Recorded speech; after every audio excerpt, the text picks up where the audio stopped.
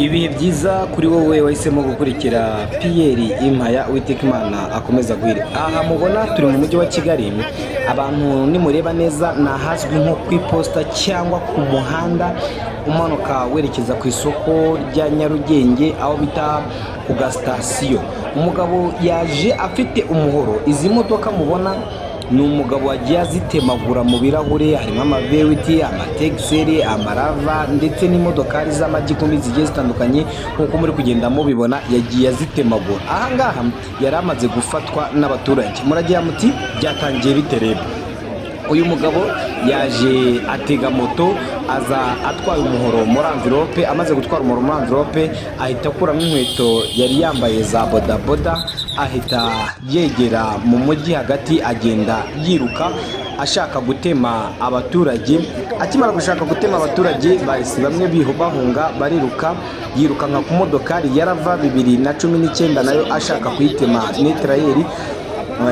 Wari uyitwaye ahitamo kuyirukankana arigendera. Ngo byagenze biterera, uyu mugabo amaze gufata umwanzuro wo gutema izi modoka, abonye nta n'umwe muri zi yari yahereyeho ahoshije, yahise yahuka mu modoka zari ziparitse arazitemagura.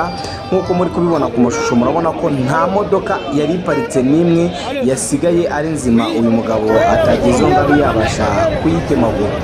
Uyu mugabo rero yaje gupimwa n'inzego z'umutekano basanga yari afite ikibazo cyo mu mutwe, ahita yoherezwa imbera i Karayesi kugira ngo abe yabasha kwitabwaho. Ariko ibyo yangirije rero ndagira ngo nk'uko muri kubibona mu mashusho, uyu mugabo yangirije ibintu byinshi cyane, yewe kuba ko binavugwa ko ari umugabo yaje gutema wari utwaye moto, amutema akaboko aramwangiriza cyane.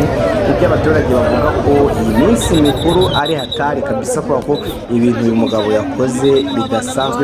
Ahangaha rero muri kubona abaturage bari bamaze gufata umwanzuro wo kumufata nyuma y'uko amaze gutema imodokari nyinshi. Ngira ngo murabyumva mu mashusho ko uyu mugabo arimo agongera atabaza, ariko abaturage bari babanje gufata umwanzuro wo kumufata. Mbere yuko bamufata ndagira mbabwire ko abaturage bari babanje kumutinya kubera umuhoro yari afite. Ni muri hano mu biganza by'uyu mugabo yari afitemo amaraso menshi cyane kubera gutemesha umuhoro, agakubita ibipfunsi mu birahure, agenda yangiriza ibintu. Yari afite amaraso menshi mu biganza bye. Gusa abaturage mbere babanje kumutinya kubera ko umuntu ntabwo yaba afite umuhoro ari gutemagura ibintu bene aka kageni uvuge ngo nawe ngo ugiye guhita wishora kumufata. Ariko baje guhita bafata umwanzuro wo kumufata kugira ngo ye gukomeza kwangiriza ibintu byinshi. Nawe rero mumbwire, iyi minsi mikuru ni hatari kabisa. Urabona ni umupapa w'umusirimu, ariko yangirije ibintu byinshi kabisa. Birakekwa ko imodokari yaba yamaze kumenagura zigera muri 10. Urumva ni agahinda, ni umubabaro ukabije, cyangwa ni umubabaro ukomeye cyane kuri ba nyiri iki kinyabiziga, dore ko ntago ari ikindi kintu cyabangirije twavuga ngo gifite ubwishingizi. Ngira ngo uno mugabo hano muri kumubona noneho, ahangaha aragaragara neza ko murabona ko ari umugabo w'umusirimu kabisa, umugabo w'umusirimu, ariko ntawamenya icyamuteye kuza gutemagura izi modoka. Ariko polisi itangaza ko uyu mugabo yari afite uburwayi bwo mu mutwe. Nuko mu mujyi byifashe. Ngira ngo namwe nimundebere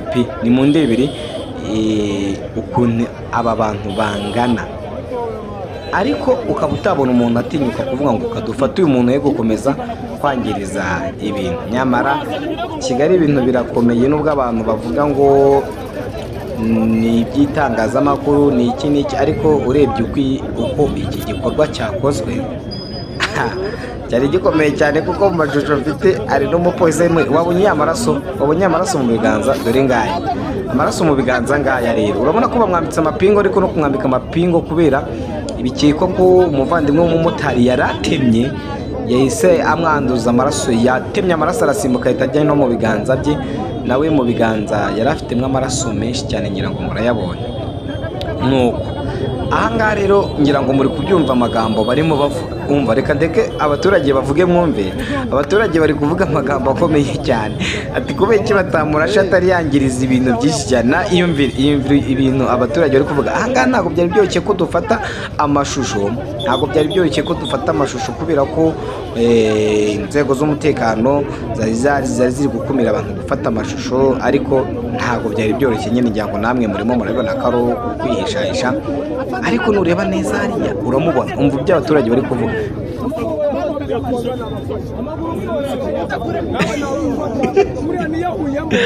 Ariko bana yanjye we Kigali we uzaba amateka no kuri kw'Imana. Aha rero ngo yaje guhita ahakurwa arajyanwa, ariko umva uno mugabo ibintu ntari kwivugira. Umva araguhamagara ngo afande we.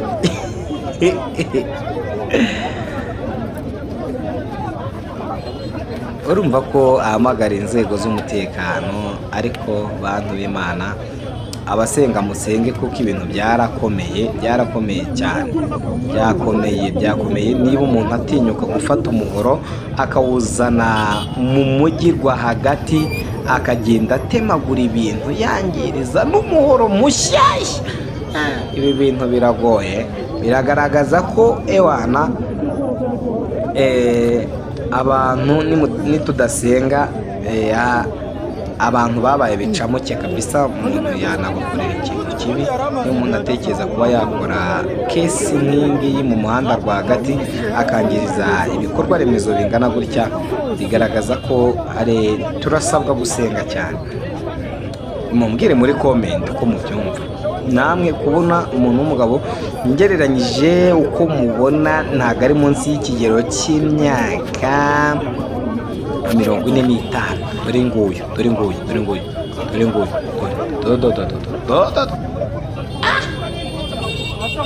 wabonye amaraso, mwitegereze neza ibintu ndi kubabwira. Ahangaha none ngira ngo murimo muramubona, urabona ko umuntu agiye mu nzira nawe buse kuko uyu we abantu bari benshi. Urabona ko umumotari arakuraho moto yiruka yigendera rwose.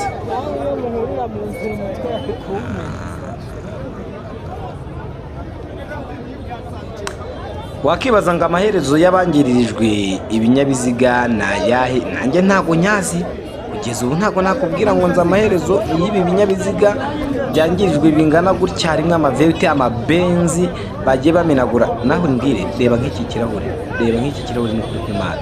Reba we, iyi ni benzi. Imana yanjye biteye ubwoba pe. Aha ni umuhoro yakubitagamo umuhoro akazenguruka akajya no muri paraburize. Ntabwo yakubitaga inyuma gusa, yakubitaga imbere muri paraburize agahita aza no muri netrayeri nayo akayimena.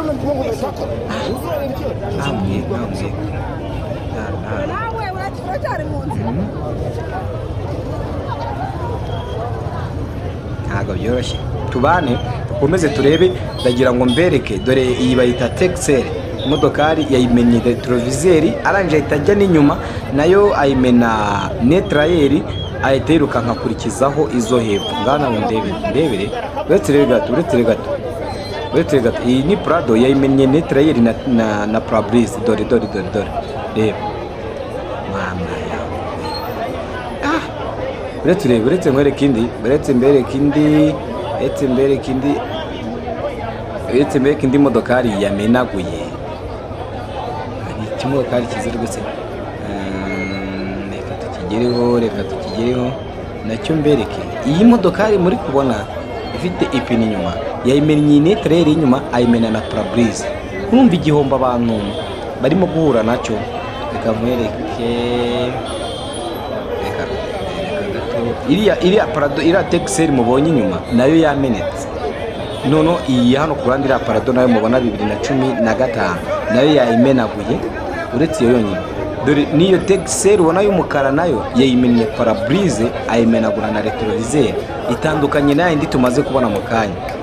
Ngo hano hari Hyundai nayo yayimenaguye. Uretse iyi ngiyi ntabwo byadukundiraga ko tubona amashusho, nayo yayimenaguye parabrise ndetse na netrayeri. Yakubitaga ikirahure cy'inyuma agakubita n'ikirahure cy'imbere, byose akamenagura. urumva ntabwo byari byoroshye, ntabwo byateje ambutiyaje umwanya munini cyane, biteza umutekano muke ndetse no kwikanga mu baturage, ariko byari hatari. uretse urebe ntabwo biri kudukundira ko dufata amashusho nk'uko bikwiye, ariko ngira ngo muri kubibona ko imodokari zangirijwe ni nyinshi cyane, ni nyinshi. Abaturage bari bahungabanye, batangiye gufunga amaduka biruka. Ewana, nta muntu wari ukiri kunyura aha hantu, kubera ko ubonye uko iki gikorwa cyakorwaga no kujya kumufata, ni abasore bavuze ati umuntu aramara abantu, kuko yari amaze gutema umumotari, ari nawe yakuye ari amaraso.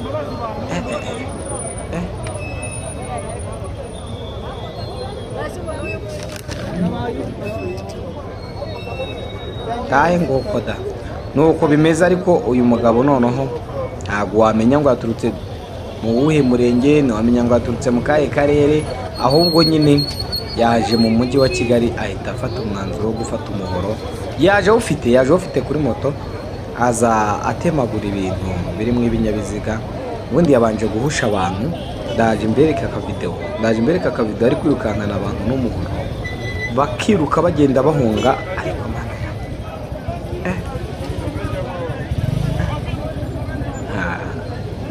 umujyi byatejemo umudugararo ukomeye cyane. Rero utarakora subscribe, share na comment kuri Pierre Empire, rwose uri mu gihombo gikomeye. Ahubwo icyo nakubwira, kora subscribe, share na comment kugira ngo tujye dukomeza kubana mu biganiro byacu bitandukanye. Ndagira ngo wowe ukurikiye iki kiganiro kikarangira, ndaza kubagezaho icyo polisi ivuga ku byerekeranye n'iri ryangirika ry'ibi binyabiziga ndetse n'iki gihombo kizabazwa. Ese uyu wahombeje abaturage bene aka kageni yaba afite ibyabasha kwishyura abo yangiririje? Ni ikintu ndaza kubaza polisi mu kanya, nko mu minota nka 20 rwose. Ndamaze kubikurikirana, ndababwira uko byifashe ndetse n'ikiri kugenda kibikurikiranwa kuri uyu mugabo, n'umubare ntarengwa cyangwa umubare nyirizina waba wangirijwe n'uyu mugabo wangirije ibinyabiziga bingana gutya. Reka ngushimire wowe twabanye muri iyi episode ya mbere cyangwa iki gice cya mbere. Uwiteka Imana kurinde, ariko mbabwira ko ngiye kubagezaho n'igice cya kabiri cy'icyo polisi iri kuvuga kuri uyu mugabo, no kugeza ubu maginga ya ikiri gukurikirwaho n'iki. Ngiye twabanaga ni Pierre, Imana ishimwe, Uwiteka Imana abarinde.